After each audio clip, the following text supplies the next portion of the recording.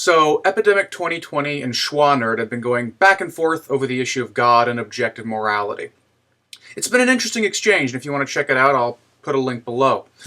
Schwa-Nerd hit Epidemic with the standard Euthyphro dilemma. Here's Epidemic's curt but apt summary of the problem, and his response to it. The Euthyphro dilemma is an attack on premise 1. It seeks to show that God cannot be the foundation of morality, and obviously I don't think it succeeds. So here's the Euthyphro dilemma. Is that which is good commanded by God because it is good, or is it good because God commands it? Another way of thinking about this would be to ask the question, is the standard of morality something external to God, or something He created? Now the first option shows us that if God commanded something because it's good, then He is appealing to a higher standard. That would make the standard of morality external to Him, so He can't be the standard. The second option makes morality subject to God's arbitrary commands. That would make morality subjective, so once again, God would not be the standard of objective morality. The answer to this dilemma is neither. The standard of morality is not external to God, nor is it something that He arbitrarily creates. Rather, God's nature, aka His essential properties, is the standard. It's not something He creates or appeals to, it's something He is. Now, as you may notice, there is nothing arbitrary or subjective about that possible answer. Now, as long as that option is even possible, then the Euthyphro dilemma has 3 possible answers. And a dilemma with 3 alternatives is a false dilemma. Now, I'm all in favor of splitting the horns of a dilemma. Too often we fail to recognize that there are more than just 2 options available to us, and that leads us to reason poorly. That having been said, Epidemic doesn't seem to realize that if all 3 horns of a trilemma are equally unacceptable, then a trilemma can be just as vexing as a dilemma. But I do think Epidemic's third option here is, at least, a creative attempt to try to get around the problem. Here's how I put the point in my philosophy of religion class. I hope it's faithful enough to your original line of thinking, Epidemic. Think about a yardstick. A yardstick doesn't decide how long a yard is, but nor does it recognize how long a yard is. Rather, a yardstick just is a yard.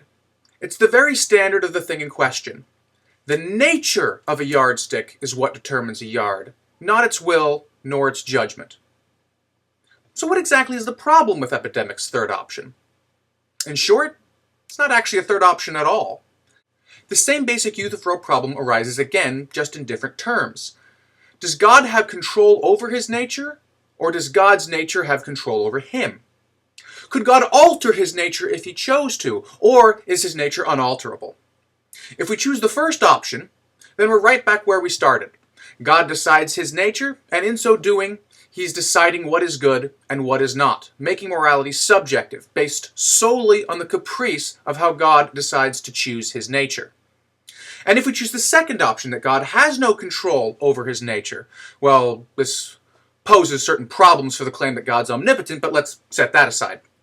If we choose this option, then something other than God is actually dictating what God's nature is. Ultimately, then, it is this external force that is the true ground of morality, not God. This is the case, of course, for the yardstick. It's the weights and measures people that dictate how long a yard is, not the yardstick itself. So, in short, we can't avoid the basic Euthyphro problem by simply appealing to God's nature. In fact, I'd take it one step further and say any attempt to split Euthyphro's horns will simply collapse back into the same dilemma. Because for any X that's supposed to be an alternative to either God's will or God's judgment, such as, say, His nature, we would perforce be compelled to ask the question whether God is in control of that X, or whether God was not in control of that X.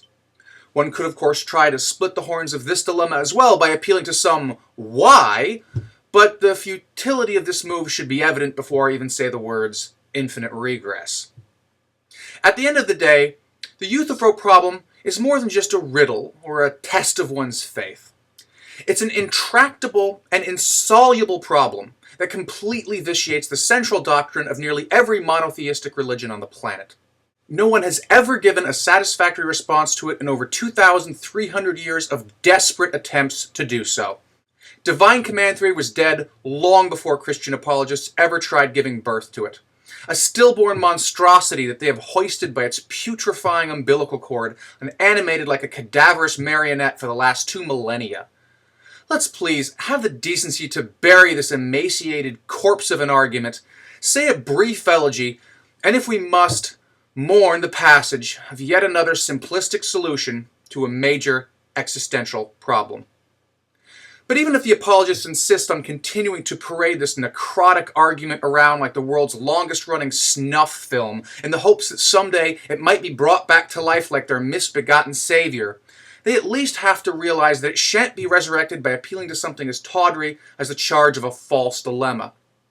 Frankly, you'd have much better luck clapping your hands saying, "I do believe in Jesus. I do! I do!" 'Cause God has failed once more.